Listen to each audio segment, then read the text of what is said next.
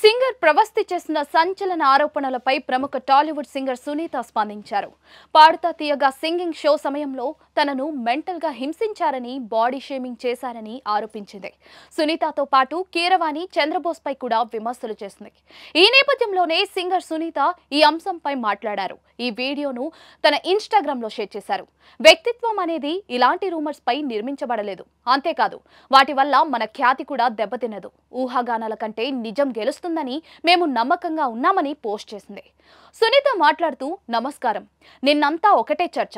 అదే సింగర్స్ ప్రవస్తి రకరకాల ఛానల్స్లలో రకరకాలుగా వార్తలు ప్రచురించారు.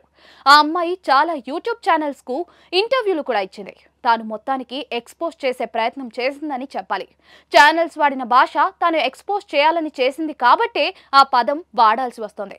డైరెక్ట్ గా సునీత అని నా పేరు చెప్పినందువల్లే ఈ వీడియో చేస్తున్నా. సింగర్ ప్రవస్తి, నిన్ను అందరిలాగే నేను ఒళ్ళో కూర్చోబెట్టుకుని ముద్దు చేశానమ్మా. నీకు 19 ఏళ్ళు కదా. ఇప్పుడు నిన్ను ఒళ్ళో కూర్చోబెట్టుకుని ముద్దు చేస్తే బాగుండదు కదా.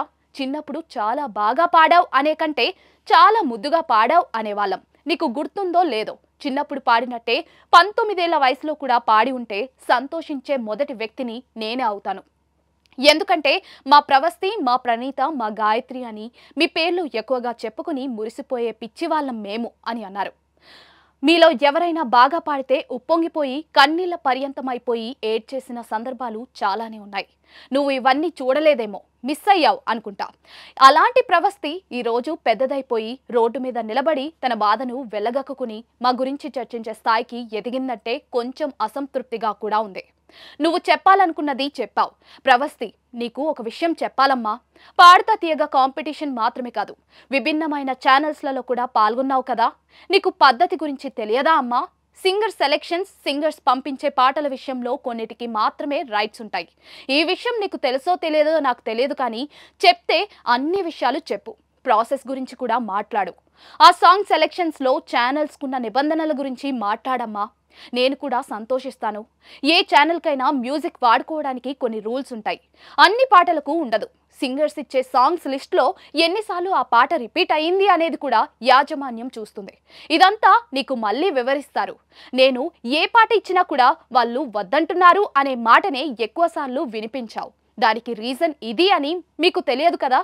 అందుకే నేను చెప్తున్నా. నిన్ను కొరకొరగా చూశానని చెప్పావు. నిన్ను అలా చూడాల్సిన అవసరం ఏంటో నాకు అర్థం కాలేదు. నేను, కీరవాణి, చంద్రబోస్ గారు నిన్నే టార్గెట్ చేశారన్నావు. కనీసం ఆ ఆలోచన కూడా నాకు రావడం లేదు. సునీత మాట్లాడుతూ, నువ్వు మర్చిపోయిన కొన్ని విషయాలు నేను ఇప్పుడు గుర్తు చేస్తాను. క్లాసికల్ రౌండ్లో నీ దగ్గరికి వచ్చి మరీ అందరి మధ్యలో నీకు మాత్రమే చెప్పాను. నువ్వు పాడేటప్పుడు మృదంగం అటు ఇటు అయినా కూడా అప్సెట్ కావాల్సిన అవసరం లేదమ్మా. నువ్వు ఎలా పాడావో మా అందరికీ తెలుసు. ఈ విషయాన్ని నువ్వు మర్చిపోయావేమో, కానీ మిగిలిన వాళ్ళు గుర్తు పెట్టుకున్నారు. మిగిలిన వాళ్ళ పేర్లు నువ్వు బయటకి తీస్తున్నావు, కానీ వీళ్ళంతా మ్యాంగో మ్యూజిక్లో పాడలేదమ్మా, నువ్వు తప్ప. నేను నిన్నే ఎందుకు పిలిచాను వీడియో చేయడానికి? నిహాల్ గారు మీకు గురువు. అష్టలక్ష్మి స్తోత్రం పాడేటప్పుడు నేను ఒక్కదాన్నే ఆ వీడియో షూట్ చేయొచ్చు తల్లి. నువ్వు బాడీ షేమింగ్ అని మాట్లాడుతున్నావు కదా. నువ్వు మీ మదర్ ఇంటికి వెళ్ళేటప్పుడు జాగ్రత్తగా పంపించాం కదా, అవన్నీ ఎలా మర్చిపోయావు తల్లి అని ప్రవస్తిని ప్రశ్నించింది సునీత. ప్రవస్తి, నేను మీ అమ్మగారిని నువ్వు అని సంబోధించినందుకు నీకు బాధేసింది. ఎలిమినేషన్ తర్వాత మీ అమ్మ స్టేజ్ పైకి వచ్చి నీ చేతిలో ఉండాల్సిన ట్రోఫీ కాదని చాలా ఎమోషనల్ డ్రామా క్రియేట్ చేశారు. నువ్వే మోసం చేశావని నన్ను మాట్లాడినప్పుడు మీకు కరెక్ట్ అనిపించిందా? అక్కడ అన్ని రికార్డ్ అయ్యాయి. అవన్నీ బయట పెట్టొచ్చు, కానీ మీ అమ్మగారు నువ్వు ఆవేశంలో ఉన్నారు. అప్పుడు కీరవాణి, చంద్రబోస్ గారు బయటికి వెళ్ళిపోయారు. కానీ సునీత గారు నీ ఎలిమినేషన్ చూసేందుకే ఉన్నారని చాలా తప్పుగా మాట్లాడావమ్మా. ఎవరైనా ఎలిమినేట్ అయితేనో, ఎవరన్నా ఓడిపోతేనో సంతోషించే నీచమైన క్యారెక్టర్ నాది కాదు. నువ్వు ఎలిమినేట్ అయితే నేను పార్టీ ఇచ్చానని మాట్లాడుతున్నావు. అది నాకు అర్థం కావడం లేదు. నా జీవితంలో నేను చాలా కష్టాలు పడ్డాను. నువ్వు ఒకదాన్ని ఇంకోదానికి ఆపాదించి మాట్లాడటం మంచి పద్ధతి కాదు. ఏ పోటీలోనైనా ఒక్కరే గెలుస్తారు. మా గురువులకు మాకు అదే నేర్పించారు. కానీ ఈ జనరేషన్లో మారాల్సి ఉంది. పిల్లలకు తల్లిదండ్రులే మంచి చెడు నేర్పాలి, ఆ తర్వాతే గురువు.